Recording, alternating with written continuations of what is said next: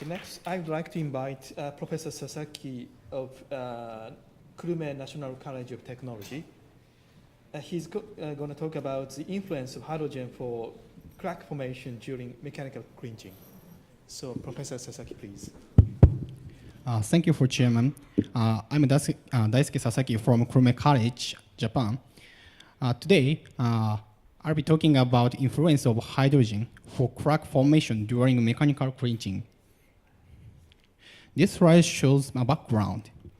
In recent years, automobile weight reduction and safety improvement progress. Then, aluminum is very useful. However, aluminum joining is very difficult due to different melting point and weak intermetallic compounds. The joining method, development of joining method is expected. And mechanical clinching is focused as one of joining method which can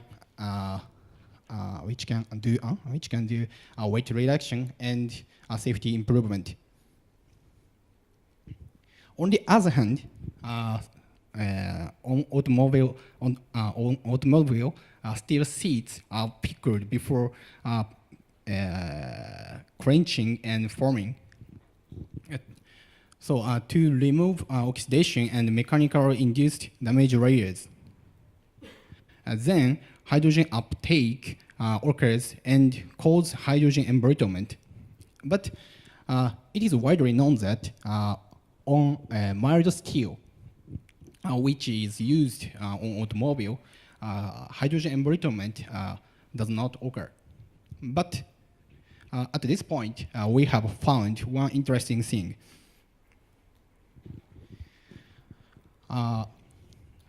We have already checked our specimen. This graph shows a load displacement curve over tensile test with a smooth specimen. And the other graph shows load displacement curve over shear tensile test with a welding specimen.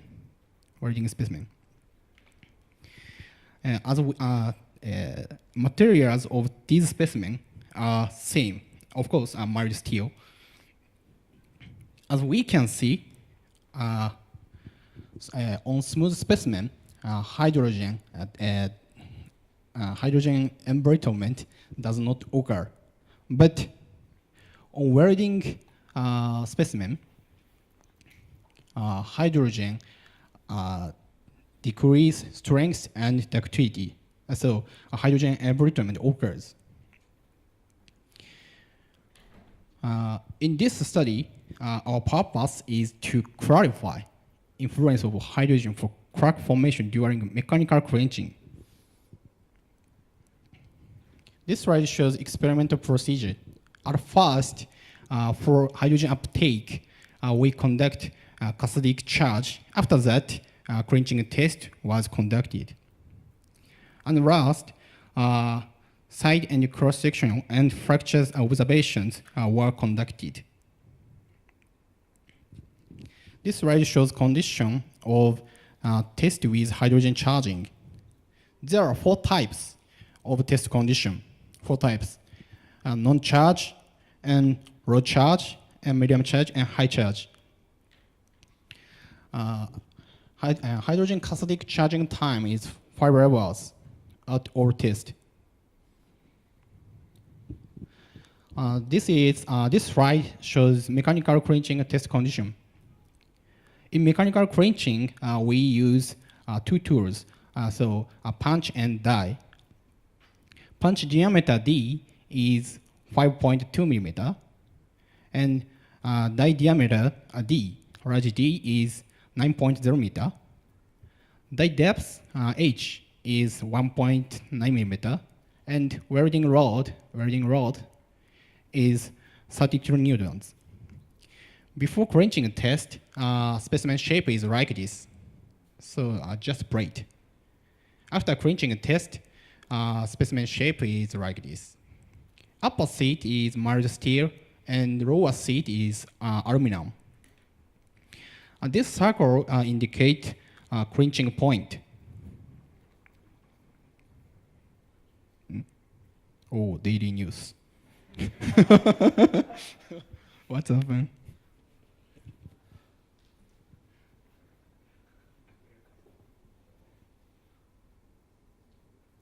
Oh, thank you.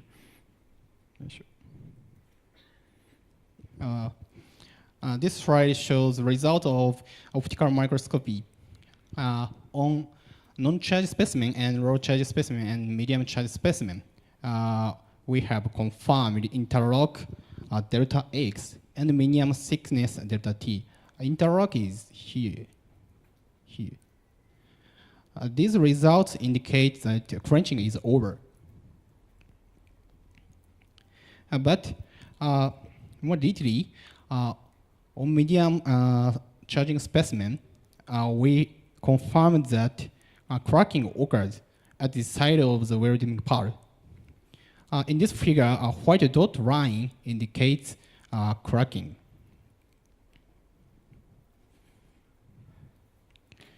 And this slide shows load displacement curve of a clinching test with high charging specimen and non-charge. This slide shows, as we can see, on non-charged specimen, load increases by work hardening. But on high-charged specimen, load decrement appears at this point. At this point, cracking occurs. This slide shows a result of optical microscopy of high-charge specimen. This figure shows a white dot part is fracture surface of mild steel. Mild steel is a part of mild steel is inserted to lower seat. Then cracking occurs in the minimum thickness part of the steel. This slide shows electron microscopy. In this figure, this part is fracture surface. This part, and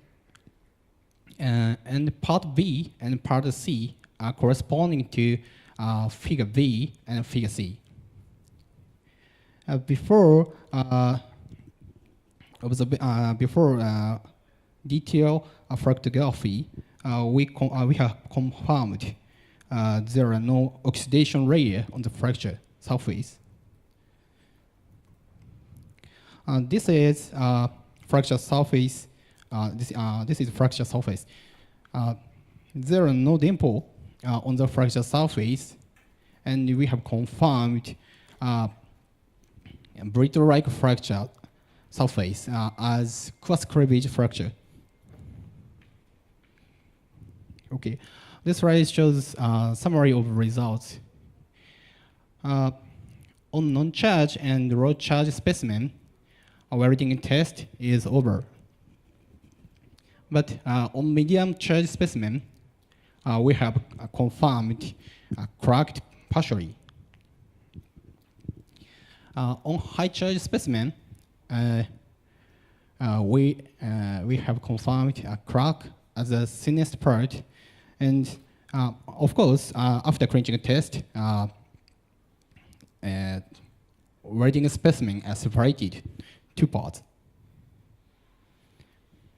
Okay, our last slide. This slide shows a discussion summary. At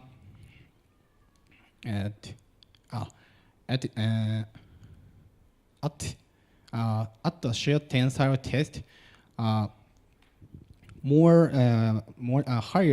9.0 ampere per square meter charging hydrogen embrittlement occurs.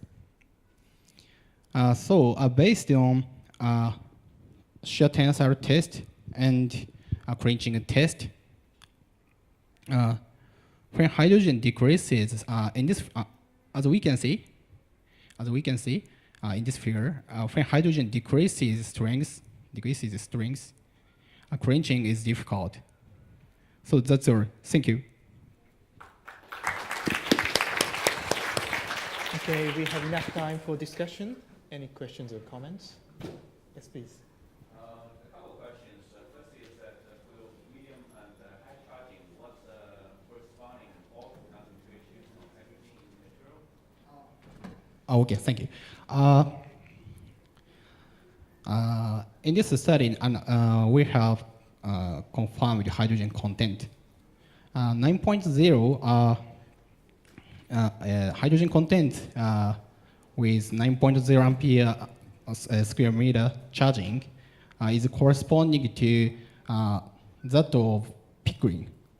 なんて言えばいいですかね、General Pickering.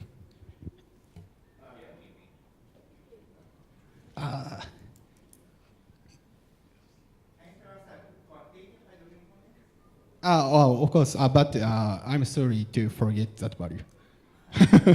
Sorry. Okay, the second question is that what's the equivalent loading rate? So basically deformation rate is like I said, punching, right? Punching speed. Punching speed is 1 millimeter per minute. Little sorry. Probably higher than higher cross head speed. At the higher cross head speed, hydrogen embrittlement does not occur, I think. Any others? You know that pure potential in the surface leads to more plasticity of metals. In approximately 19th, were published more work on this thing. If we have a simple with potential, it's more plastic than without potential, electrical potential. Mhm. And you're testing with practical electrical potential. How you separate the effect of more plasticity as a result of potential and low plasticity as a result of hydrogen of hydrogen impaction during your potential inclusion in the symbol.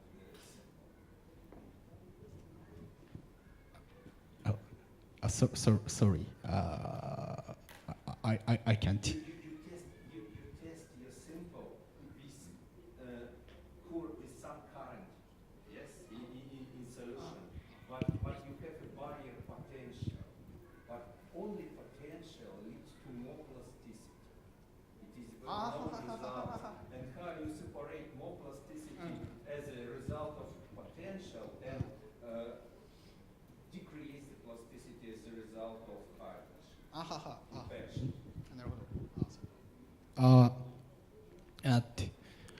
We have already tried different clinching condition. When we introduce a smaller plastic deformation, hydrogen embrittlement does not occur. Okay. Okay. One more question. Do you have any information about residual stress? Yeah, I have not yet. Do you think it is the origin of hydrogen embrittlement in this case? It's very important. So if you apply annealing to the welded specimen and what happens, it is quite interesting for me.